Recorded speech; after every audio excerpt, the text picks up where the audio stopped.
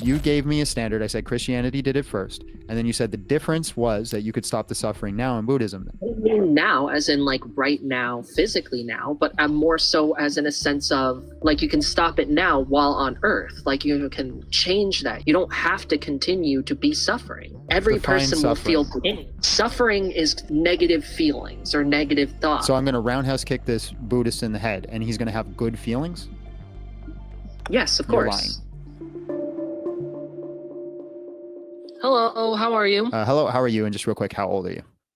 I'm 20 years old. What's up? I am a Buddhist, and I'm here to just hang out and chat and see, like, understand why you are no longer atheist and stuff like that. Okay, just real quick, ALC comes in with the $5 super chat, says, Injin and Tango thinks God hates him. No, he doesn't hate you, bro. We can have a conversation about that. Maybe we'll talk a little bit later in the Discord. All right, so what's up? What kind of questions you got for me? What convinced you to leave your faith, leave atheism and become Christian? I had a spiritual experience. If you want to know more about that, I got 3 videos on my YouTube about it. And then after that, I did a bunch of research and study, and I concluded that it's the best conclusion that Christianity is true. Are you someone who believes like that you can enter heaven through faith, or do you think works are You required? cannot have faith without works. It's an impossibility. Okay, that's good, because I've been talking with a lot of like Christians and stuff like that, and I don't really necessarily think it's wrong to think whatever you think or whatever, but like if you're someone who believes genuinely evil people get to go to heaven and good people go to hell, then Okay. you know what is your standard for what is a good person and a bad person? How exactly do you measure that? From the Buddhist perspective, it's about reducing harm and reducing and not creating suffering. Right, that's how you do it. My question is how you measure it. How do you determine when somebody is good versus when they are not? They're good when they alleviate others' suffering, and they're bad when they create suffering. Okay, so let's say I alleviate people suffering in the morning but create suffering in the evening. Am I good or bad? It's hard to say. It would matter how far and how deep you are spreading that suffering, and how much suffering you are actually alleviating. Let's say I spend 50 years causing nothing but suffering, but then the last 20 years of my life, let's say I die at 70 or unalive at 70. Last 20 years of my life, I do nothing but good things. Am I a good or bad person in my life? I would say a good person at the end of your life. Yeah. Well, no, in general, like if you're talking about the method, because you're talking about like heaven and hell and judgment and that, because you don't think good people should go to hell or bad people should go to heaven. So if we're talking about like a measuring stick, if I spend 50 years being evil, hold on, if I spend 50 years being evil, 20 years being good, where do I go? That's not my perspective to say from. I can't say from a Christian perspective. I can only say from a Buddhist perspective. But you brought up an internal critique. You said, I don't think bad people should be able to go to heaven. And my question for you is, how do you measure that standard? Because again, if I spend 50 years of my life being an evil person, but 20 years of my life being good, do I deserve heaven or hell? I don't have a place to say. All I say is like, from my fair enough. If you don't have a place, to say, then you cannot say I don't like bad people going to heaven, because you don't have a method of measuring. You don't have a method to actually determine that. I have my method of measuring, but I can't measure it from the Christian perspective. Okay, so then from your method, if I have 50 years of being good or 50 years of being evil, 20 years of being good, which one do I deserve, heaven or hell? I can't say. From your method, which one do I deserve? From my method, I would say that you are good. That's not the question I asked you. What do I deserve, heaven or hell? I would say heaven. Why do I deserve heaven when I spent 50 years being evil? Because you turned your life around and created good. You alleviated others' suffering consistently because you stopped creating suffering. You stopped creating suffering and sowing seeds of suffering. And actually started sowing seeds of joy and peace within the people around you. What if I did 69 years of evil and 1 year of good? Then I would say that your karma would be outweighed. Oh, so this is what I'm asking you, is the mechanism. What if I did 61 years and then 9 years of good? This is that philosophy, like what makes a heap or whatever. That's whatever. So it's not whatever. You're saying that bad people shouldn't be given an opportunity to go to heaven, to be forgiven, to be given grace. So I'm asking you, Oh, what no, exactly, like how the many person good is deeds does it take for somebody to get to heaven? I'm saying it's consistently to be evil. Like these people who are like, like or whatever in the church and stuff Don't like use that. that word. I'll get banned or bananaed. These people who are PDF files, they are like within the church and stuff like that. It's, Okay, so then let me ask you this question. A person is a P3DO, but they only do it once. And then the rest of their life, they're almost a saint. then I would still say they are immoral because the suffering they sowed that one time outweighs the good actions that you can sow for farther on. So the rest of their life, they're a complete saint. They cure world hunger. They cure cancer. They do all these things, but they deserve hell. Absolutely. Right. So again, you have no mechanism. You have no real standard. It's kind of like all over the place because you say, well, 69 years, 1 year is not good, but 50 years and 20 years is good. But if somebody does all good for most of their life, but they do this one specific evil act, it's not good. It seems to be that you are passing judgment on whether or not somebody deserves heaven or hell based off your own feelings. Not particularly. It's actually based on if you create suffering, like if you do that act to someone, you create a person who will always suffer. And creating someone who always suffers will mean that they're always going to sow suffering for the rest of their life. But if I do 1,000 people that I've created it so they have nothing but good in their life, I deserve hell because of the one person? Not sure. Well, Again, so you're now not, like, you're not certain because before you said No, I no, did no. deserve hell. Because things change based on context. Okay, so again, what mechanism do you have to say somebody deserves hell or deserves heaven? How exactly do you measure that? Based on creating and the leaving suffering. That's what Buddhism That's what says. you say. That's what you say. I'm asking again, what mechanism to use to determine somebody has done enough good or enough evil to whether or not they deserve heaven or hell? Through dharma and karma. That's very vague. How do you measure it? Karma is, I'm not sure if it's measured or anything like that. I do know that there is weight to it and that there is good karma and there is bad karma. I'm not like a monk or anything like that. I don't know the answers to these questions because I genuinely don't seek them out. So you don't seek out the answers for the things that you believe in? Not particularly. Why? Because I don't need that kind of information. It's So information you that believe in a I will religion seek and follow out. a religion that you don't even know how it works? I know how a lot of it works. I understand how to follow it and things like that, but what do I need to know about how karma and Well, dharma? you have a phone. Yeah, I've just never seeked it out. What? And I But would sooner no. ask them. You have a phone. You're a Buddhist. You shouldn't have material things. Oh no, that's not what Buddhism is about. Yeah. Oh yeah, it is. Some Yeah. Yeah. that's only like the extreme monks who are like really really devout and things So like that. then It what is is Buddhism exactly? all material things. Buddhism is three things essentially. This is how you teach and practice Buddhism essentially. This is what the Buddha himself has said. He said it is a rejection of the self, it is an understanding of nirvana, and it is a rejection of all attachment. Okay. So do you have a phone? Of course. Then you have an attachment. It's not an attachment. Okay. If it breaks the next day, I wouldn't feel anything about it Okay. I because I would want you to understand smash your phone. worldly attachment. Prove to me you don't have an attachment. Smash your phone.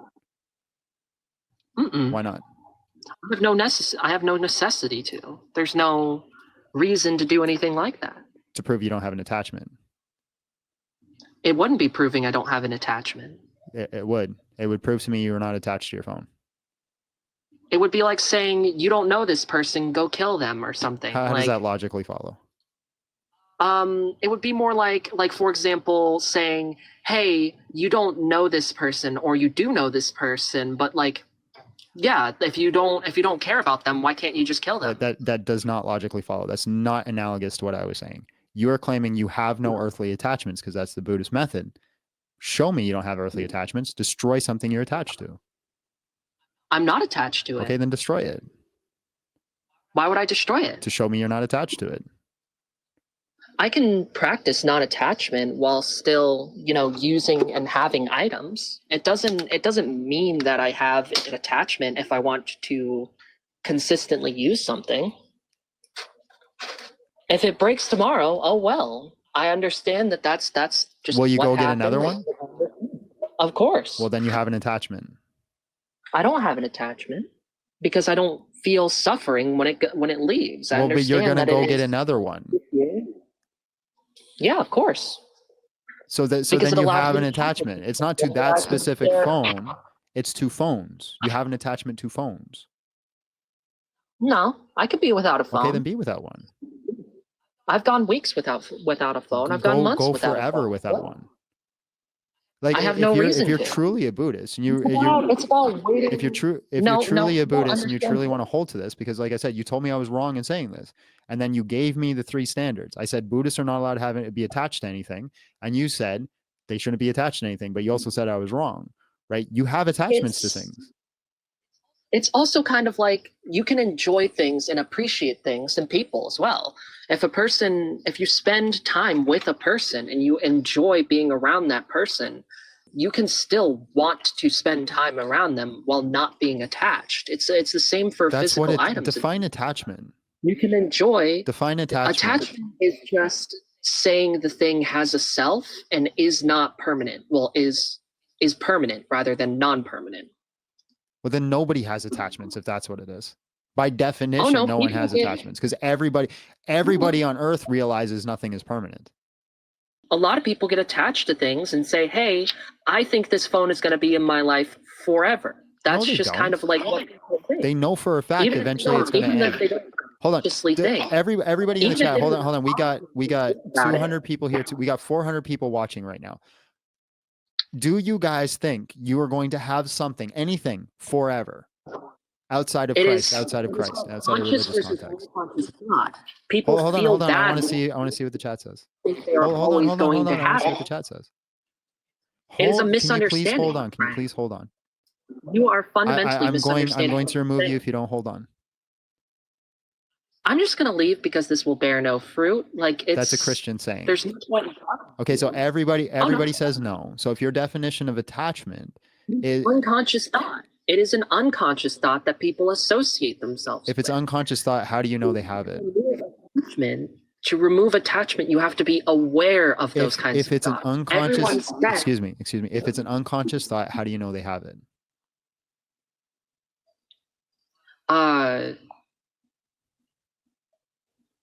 That's a good question. It is up for the person to decide that for themselves. Well, how do they decide it if it's an unconscious thought? By doing meditation and self-realization. But it's an unconscious thought. So how do they realize it? It's by definition, they can't realize it. You can realize something that is unconscious. How? You can realize things that you didn't realize before. It's kind of like... So then it's a conscious thought. It's kind of like sitting and looking at it. It cannot be a conscious and unconscious thought. If it's an unconscious thought, hold on, let me land the plane. If it's an unconscious thought and then you realize it, it's now a conscious thought. Yes, you can turn unconscious thoughts into conscious thoughts. Right. So nobody in this chat, right, thinks they're attached. 400 people. None of them think they're permanently attached to something. You're saying they're all unconscious and they all need to meditate and they'll realize they're attached to things. Mm-hmm. So you're the special one who found the mystery.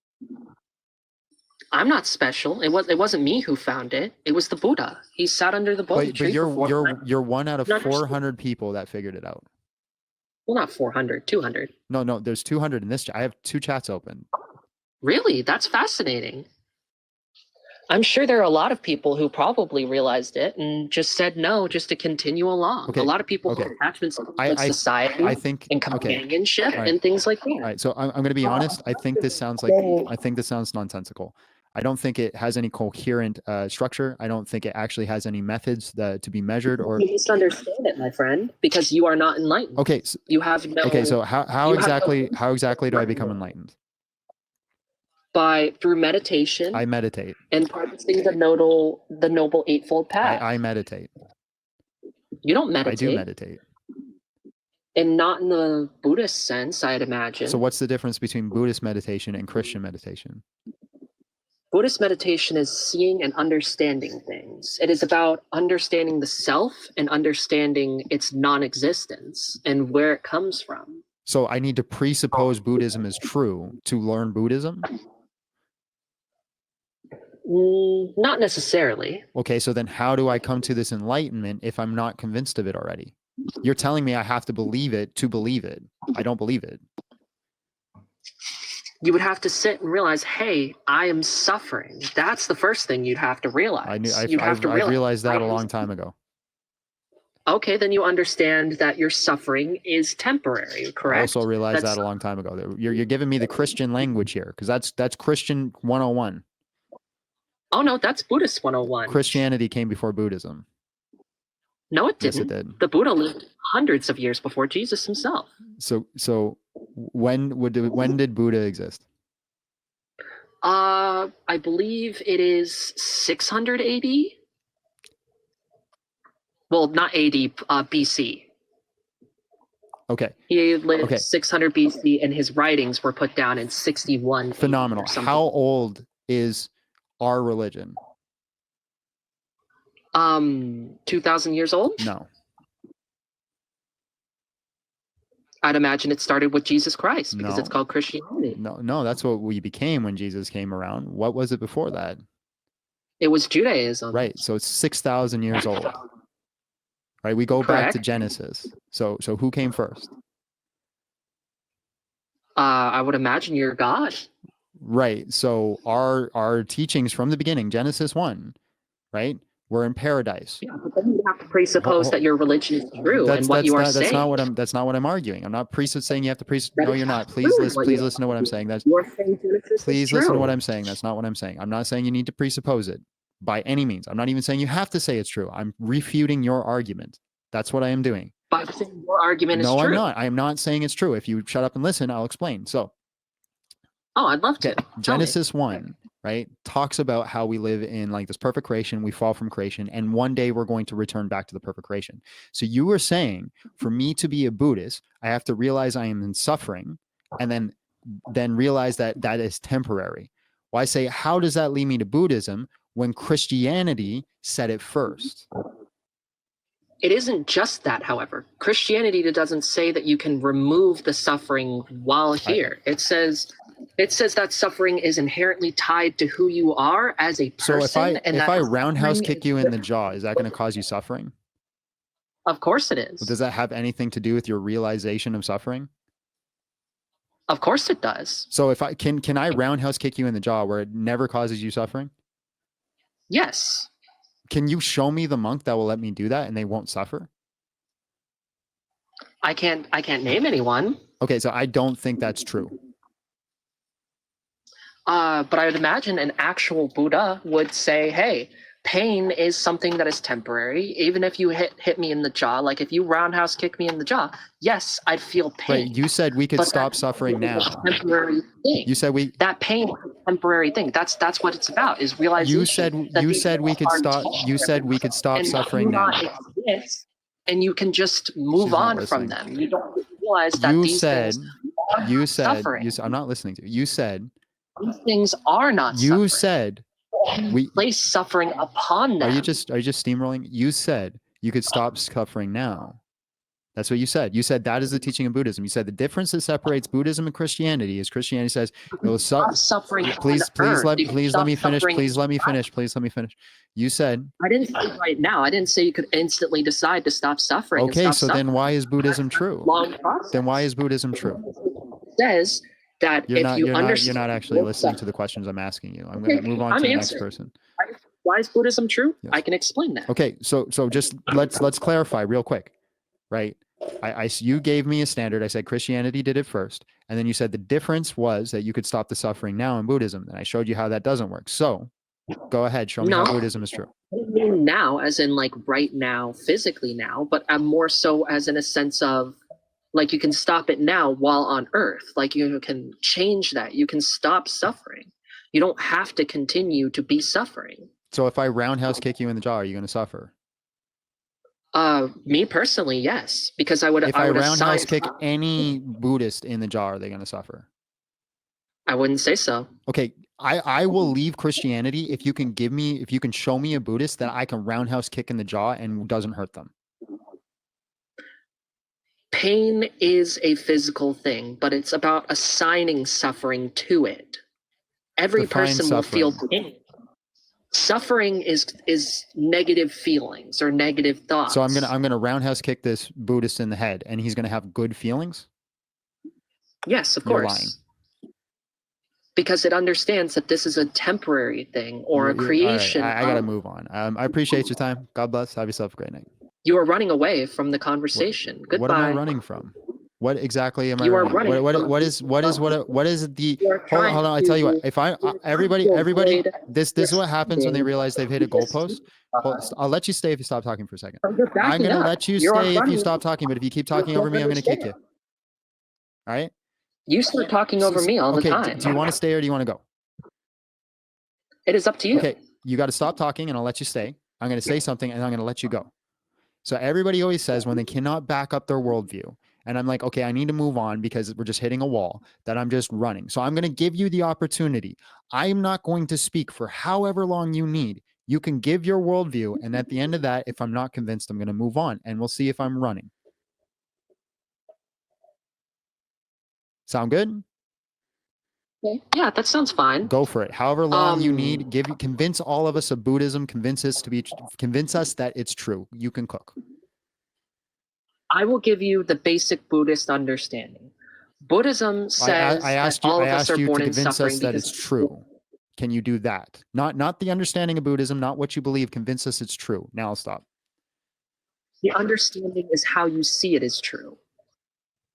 So the Buddhist understanding is understanding that we are all going to suffer. Suffering is an inevitability. It is one of the Four Noble Truths, which basically states that we will grow old, we will die, we will feel pain, and we will get sick. Every person will experience these things as they live.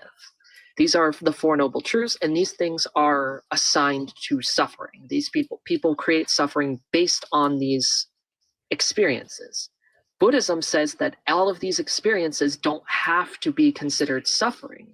These things are a creation of the self, that these things are not permanent and don't have to be suffering.